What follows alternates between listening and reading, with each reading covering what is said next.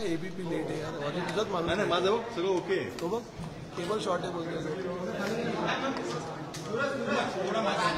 ठीक आहे ताई, तुम्ही परिवहन मंत्र्यांची भेट घेतलेली आहे, काय चर्चा झालेली आहे, काय आश्वासन मिळालेलं आहे? कालची जी घटना पुण्याच्या स्वारगेटमध्ये घडली, अत्यंत क्लेशदायक अशी घटना घडली आणि त्या अनुषंगाने एसटी मधून प्रवास करणाऱ्या महिलांच्या सुरक्षिततेचा मोठा प्रश्न समोर आलेला आहे. आज त्याचीच बैठक ही परिवहन मंत्र्यांनी तातडीने सगळ्या अधिकाऱ्यांची लावलेली आहे आणि त्या घटनेच्या संदर्भात काय करायला हवं येणाऱ्या दिवसात की अशा घटनांची पुनरावृत्ती पुन्हा होऊ नये यासाठीचं माझ्या काही सूचना होत्या. त्या सूचना मी परिवहन मंत्री आणि त्यांचं संपूर्ण जे अधिकारी वर्ग होता त्या सगळ्यांसमोर ते मांडलेलं आहे.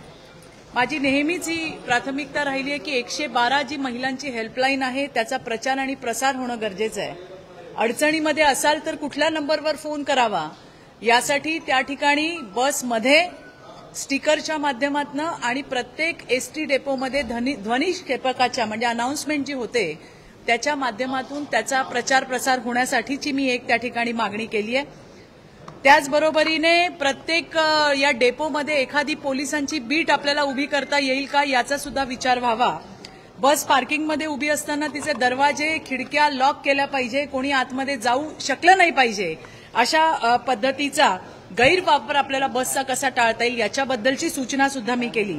आणि त्याबरोबरीनेच बंद पडलेल्या ज्या बसेस आहेत, काल आपण जे टीव्हीवर पाहतोय की त्या बसेस ज्या ठिकाणी कुणी जात नाही, माणसांचा वावर नाही, अशा ठिकाणी जे सुरक्षा अधिकारी आहेत त्यांच्याकडनं सुद्धा आढावा घेतला पाहिजे. एसटीच्या अधिकाऱ्यांच्या गस्ती तिकडे वाढवल्या पाहिजे. मला एका गोष्टीचं की काही तासामध्येच ज्यांनी आपल्या कर्तव्यात कसूर केली अशा जवळपास 23 सुरक्षा रक्षकांचं निलंबन हे त्या ठिकाणी सरकारने केलेलं आहे. आज याच संदर्भामध्ये महत्वाची बैठक की येणाऱ्या दिवसामध्ये असल्या घटनांची पुनरावृत्ती होऊ नये, महिलांना एसटीच्या प्रवासामध्ये सुरक्षित वाटावं यासाठीची तातडीची बैठक सुद्धा आता परिवहन मंत्री त्या ठिकाणी त्यांच्या अधिकाऱ्यांसोबत घेत आहेत. आणि मला याबद्दल ज्या वाटल्या की ज्या सूचना कराव्याशा वाटल्या की जेणेकरून या घटना टाळता येतील, कारण शेवटी एसटी ही जीवनवाहिनी आहे. एसटीने हजारो महिला रोज ये जा करतात आणि जेव्हा अशी एखादी घटना घडते त्यावेळेला विचार करायला लागण्यासारखी ही घटना झाली. आणि त्यानंतर पुन्हा एकदा एसटीच्या प्रवासांमध्ये आपल्याला काय चांगल्या महिलांना सुविधा देता येतील या गोष्टींवरती चर्चा झाली. मी माझं निवेदन त्यांना दिलेलं आहे. मला परिवहन मंत्र्यांनी आश्वस्त केलेलं आहे की या ज्या सूचना आम्ही केलेल्या आहेत त्या सूचनांवरती पूर्णपणे ते काम करतील.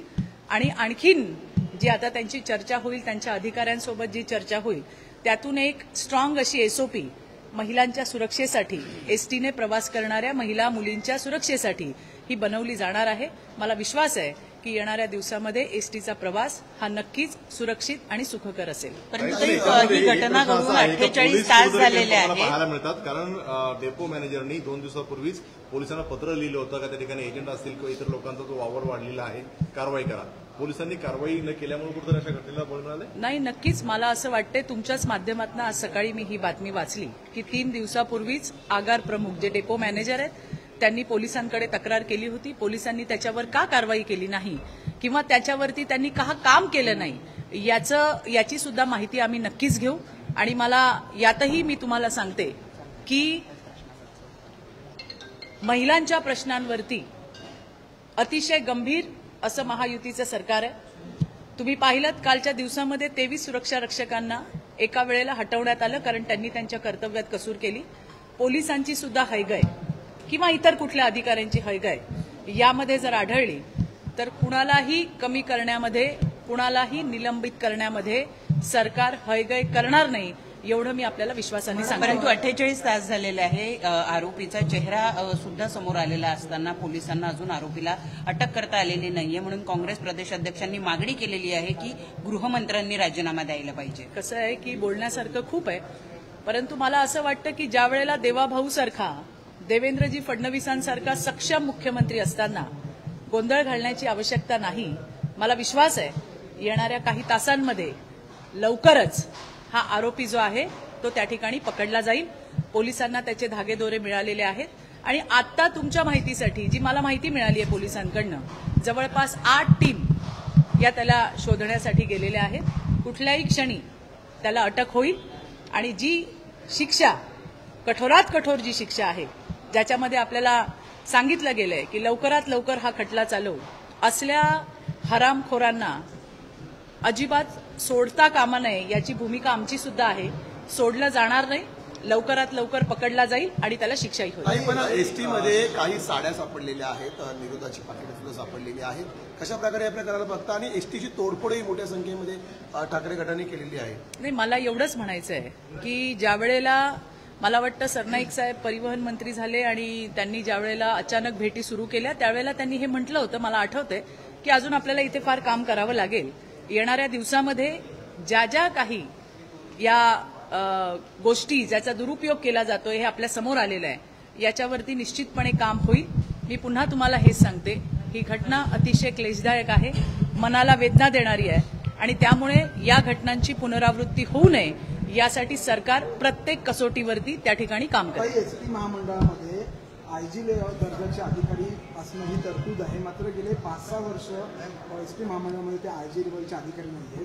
कसं बघता तुम्ही याकडे? नाही, मी तुम्हाला हेच सांगते की एखादी ज्या वेळेला घटना होते त्यावेळेला त्या विषयावरती फार मंथन केलं जातं. जसं कालची घटना घडली आणि त्याच्यानंतर एसटीमध्ये काय असायला हवं, महिलांच्या प्रवासामध्ये काय असायला हवं, कुठले अधिकारी असायला हवे, काय उपाययोजना असायला हव्या याच्यावरती बोलणं सुरू झालंय. आपलं जे जे काही नियमामध्ये आहे, जर आयजी अधिकारी असतील तर ते अधिकारी तिथे येतील आणि चांगल्या पद्धतीने जे जे काही नेमून दिलेलं आहे, कोण असावं कोण नसावं या पद्धतीवरती सरकार काम करेल. पुन्हा एकदा शक्ती कायदा बघा, मी तुम्हाला सांगते की कुठलाही कायदा येत असेल तर त्याचं स्वागत आहे, परंतु मी मागेही म्हटलं होतं की जे आपल्याकडे कायदे आहेत आधीचे आयपीसी आणि आत्ताचे बीएनएस हे प्रचंड सक्षम असे कायदे आहेत. कायदे वाढवण्यापेक्षा काही कायद्यांमध्ये नक्की बदल करण्याची गरज आहे का, तर हो आहे. सायबर कायद्यासारख्या, सायबर ऍक्ट सारख्या सायबर लॉ मध्ये बदल करण्याची गरज आहे का, तर नक्की आहे. बाकीचे जे आपले लॉज आहेत महिलांच्या संरक्षणासाठी त्याच्या प्रभावी अंमलबजावणीची आग्रही भूमिका तुम्ही आणि आम्ही धरली पाहिजे. कारण कायदे किती पण केले पण त्याची अंमलबजावणी जर झाली नाही तर तुम्ही कितीही कायदे बनवाल तर त्याचा फायदा होणार नाही. त्यामुळे जे कायदे आहेत ते अतिशय सक्षम आहेत. नवीन येत असतील तर त्याचं स्वागत आहे. मी असं म्हणत नाही की नवीन कायदे येऊ नये, त्याचं स्वागतच आहे. पण जे कायदे आहेत, जे अस्तित्वातले कायदे आहेत त्याच्या जर प्रभावी अंमलबजावणीची आपण आग्रही भूमिका धरली तर मला असं वाटतं त्याचा जास्तीत जास्त फायदा हा राज्यातल्या महिलांना आणि मुलींना होऊ शकेल.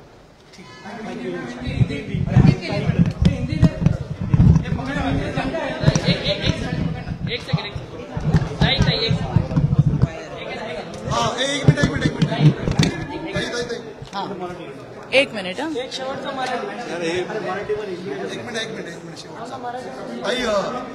या घटनेनंतर संजय राऊत यांनी आरोप केलेला आहे की महिला नेत्यांनी थातून वातून भाष्य केलेलं आहे. दुसरं सरकार असतं तर याच महिलांनी गोंधळ घातला असता.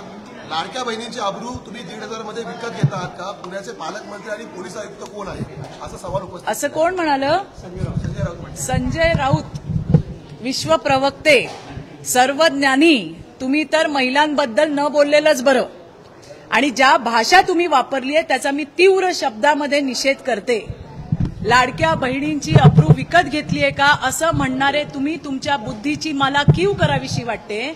आणि तुम्ही तर बहिणीबद्दल किंवा या देशातल्या, राज्यातल्या सोडून द्या, देशातल्या कुठल्या महिलेबद्दल बोलायची तुमची लायकी नाहीये.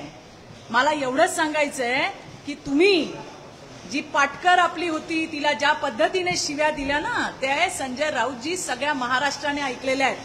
कशा पद्धतीने ग म भ न ची तुमची सगळी बाराखडी तुम्ही त्या ठिकाणी ओकलीत हे महाराष्ट्राने ऐकलंय. आत्ताची ताजी घटना, तुमच्या सहकारी नीलमताई गोऱ्हे ज्या उपसभापती आहेत, मी म्हणते उपसभापती पण जाऊ द्या, पण एक महिला म्हणून जिनी वर्षानुवर्ष तुमच्यासोबत काम केलं त्या महिलेबद्दल बोलताना सुद्धा तुमची जीभ अडखळली नाही. तुम्ही ज्या पद्धतीने महिलेचा जी निर्भत्सना केली, ज्या स्त्रीची निर्भत्सना केली, तुम्हाला तर बोलायची नैतिकता नाही. त्यामुळे तुम्ही तुमचं राजकारण दुसऱ्या ठिकाणी कुठे वळवलं तर जास्त बरं होईल नाहीतर काय होईल की या महाराष्ट्रातल्या लाडक्या बहिणी या रस्त्यावरती येऊन तुम्हाला चोपल्याशिवाय राहणार नाही.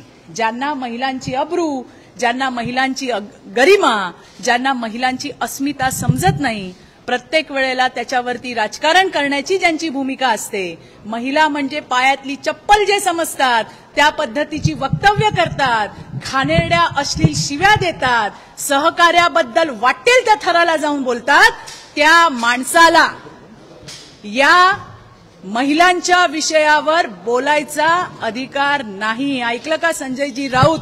आणि असंही तुम्ही जामिनावर सुटलेले आरोपी आहात, त्यामुळे तुमच्या डोक्यावरही परिणाम झालेला आहे. महिलांविषयी जास्त बोलू नका, नाहीतर येणाऱ्या दिवसात चप्पल खावी लागेल, हे लक्षात ठेवा.